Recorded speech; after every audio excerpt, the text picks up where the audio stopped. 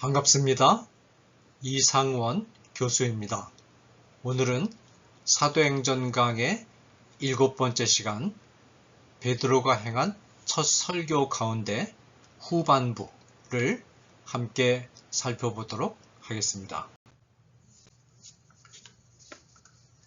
지난 장에서는 강의 시간에는 세 부분으로 구성된 베드로의 설교 가운데 첫 번째 부분을 다루었습니다.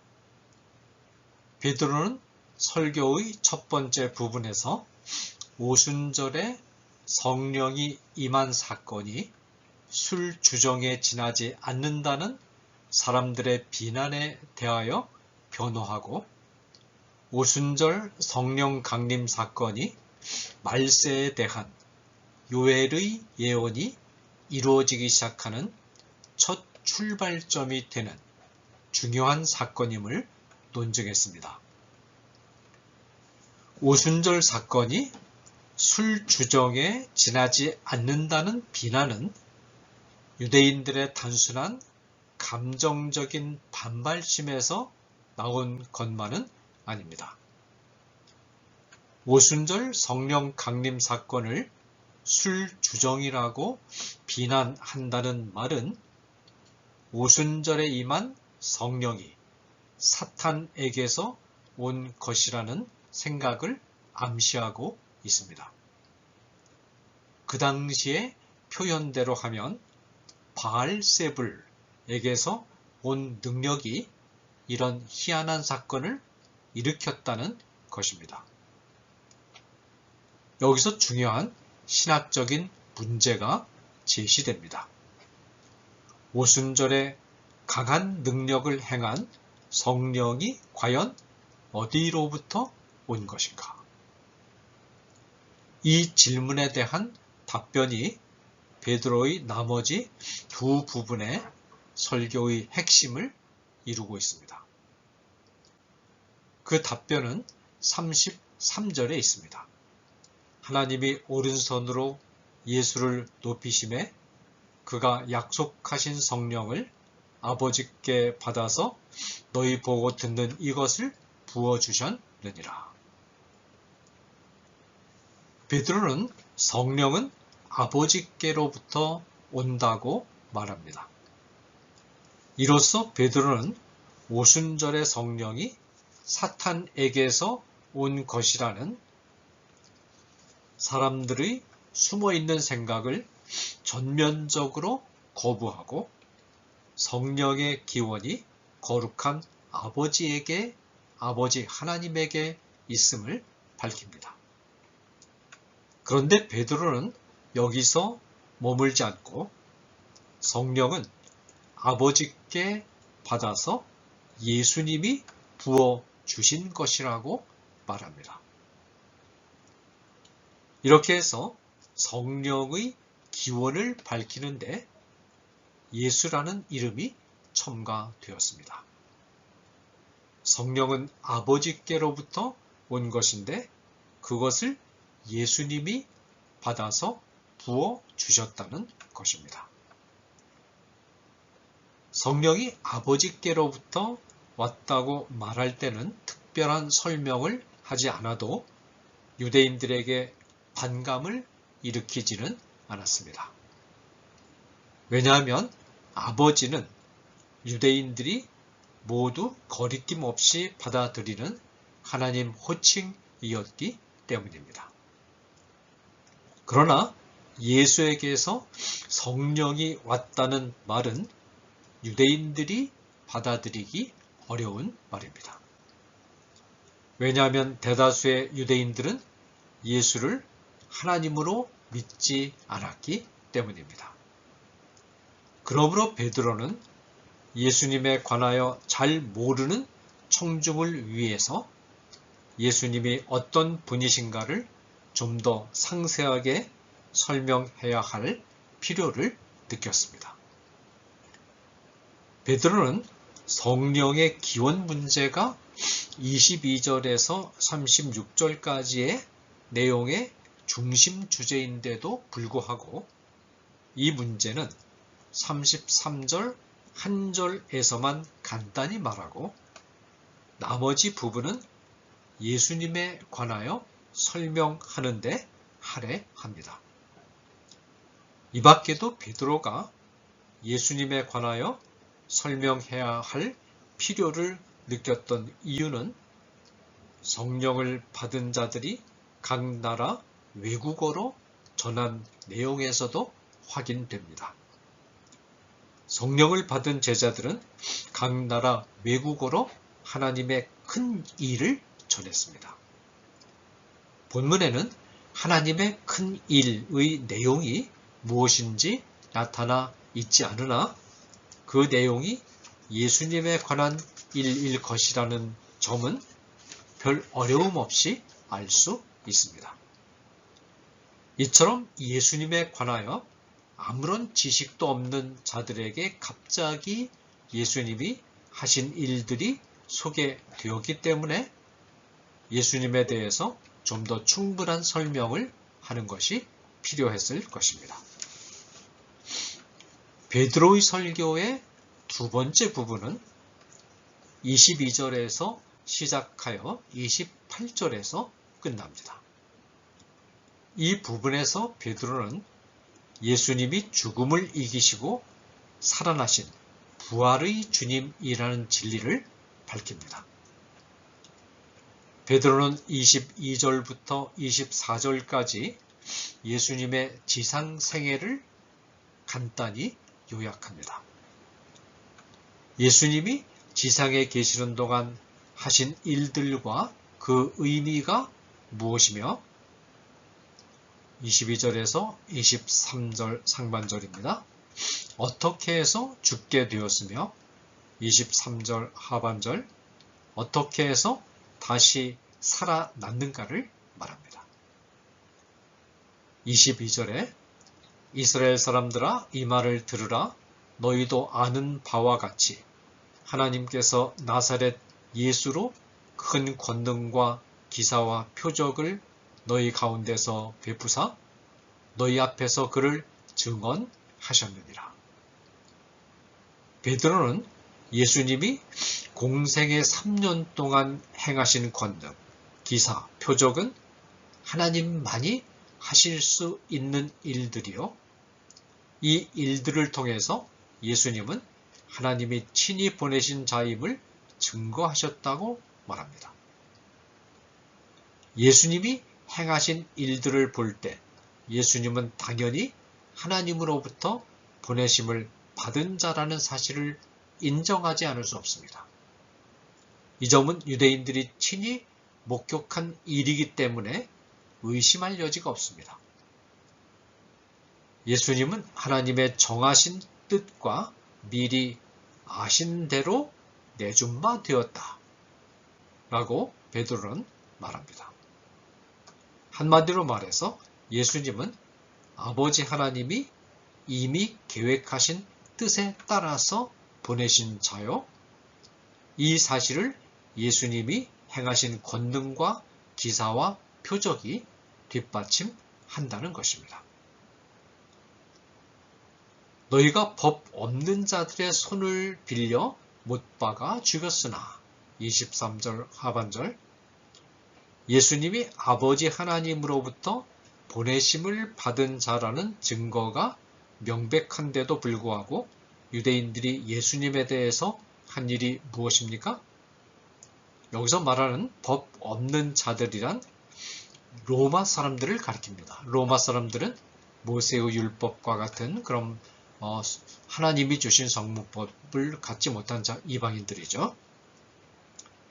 예수님을 죽인 것은 로마 사람들이지만 실제로 예수님을 죽이도록 사주한 것은 너희들 곧 유대인들이었습니다.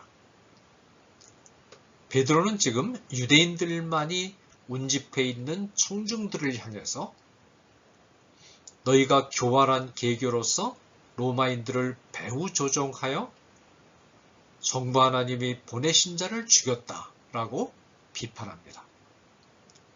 유대인들은 예수님을 신성 모독죄로 몰아서 죽였으나 베드로는 유대인들이 성부 하나님을 모독하고 성부 하나님이 보내신 자를 죽이는 신성모독죄를 범했다라고 역으로 비판합니다. 성부 하나님이 보내신 자를 죽인 것이 사실이라면 이것은 유대 사회에서는 아주 심각하고 무서운 죄가 됩니다. 베드로의 설교는 유대인들을 유대 사회에서 가장 무거운 죄목으로 비판합니다. 우리는 오순절에 성령을 받고 신앙 안에서 담대해진 베드로의 변화된 모습을 보게 됩니다.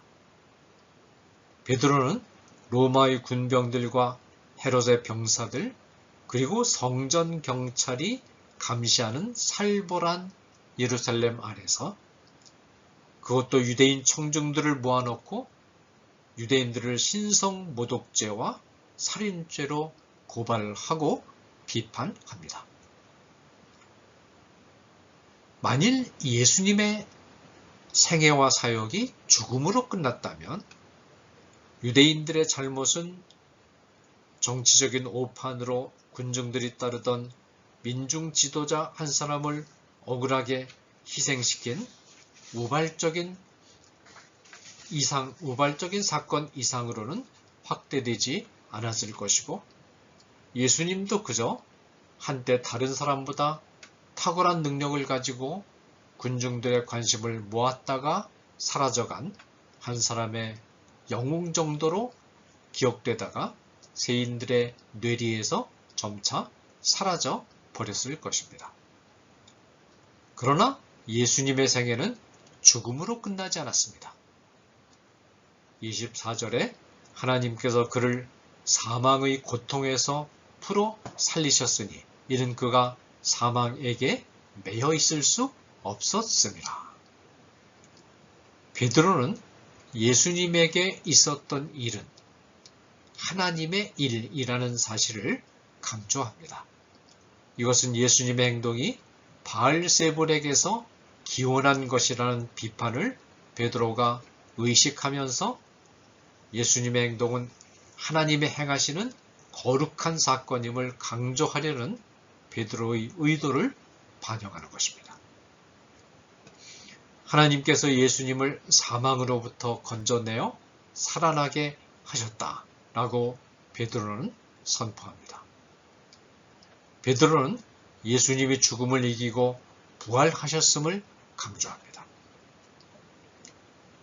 오순절 성령 강림 사건이 이미 구약 성경에 예언되어 있었던 것처럼 예수님의 부활도 이미 구약 성경에 예언되어 있는 일이요.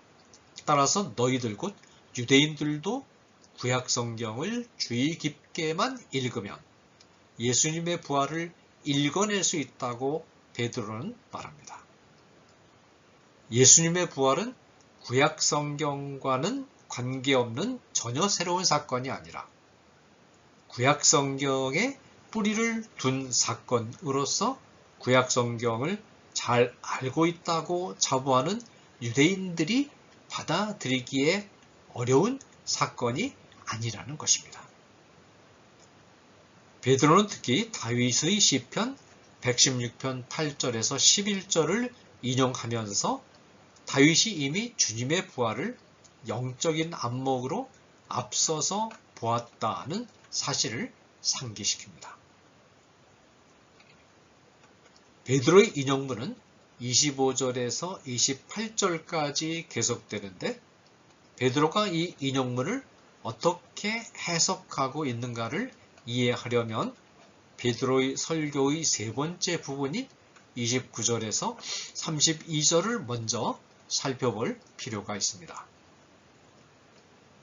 29절에서 베드로는 이렇게 말합니다. 형제들아 내가 조상 다윗에 대하여 담대히 말할 수 있노니 다윗이 죽어 장사되어 그 묘가 오늘까지 우리 중에 있도다. 왜 베드로가 이 말을 할까요?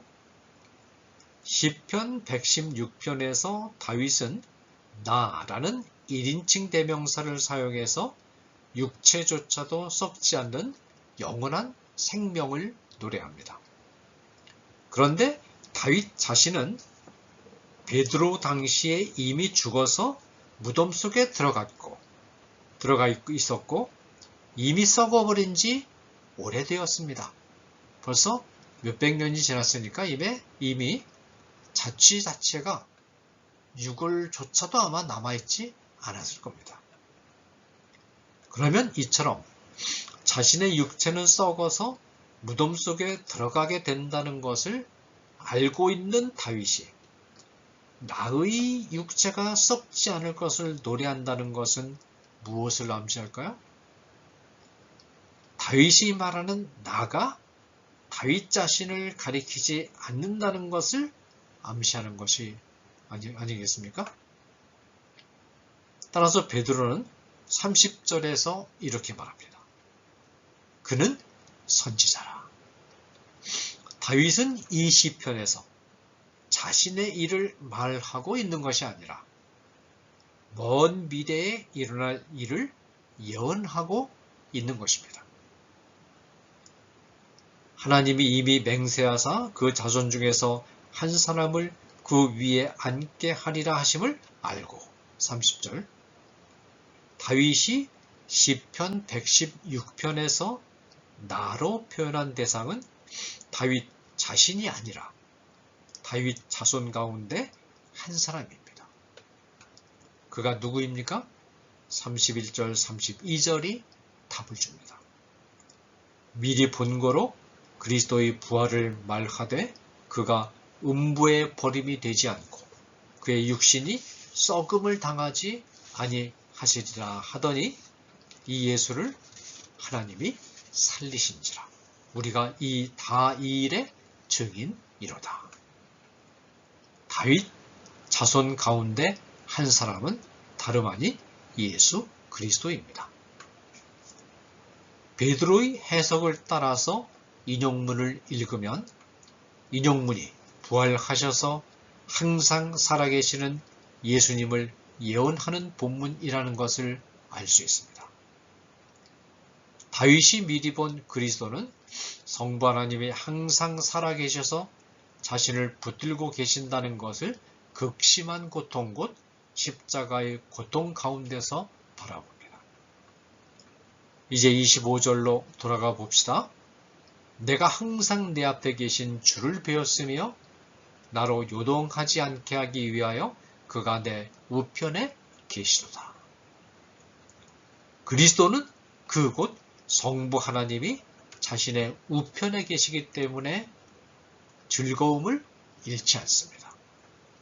그러므로 내 마음이 기뻐하였고 내 혀도 즐거워하였으며 26절 상반절 심지어는 육체가 죽음에 내어줌을 당하는 순간에도 그리스도는 희망을 잃지 않았습니다. 육체도 희망에 거하리니 이는 내 영혼을 음부에 버리지 아니하시며 주의 거룩한 자로 썩음을 당치 않게 하실 것임이로다.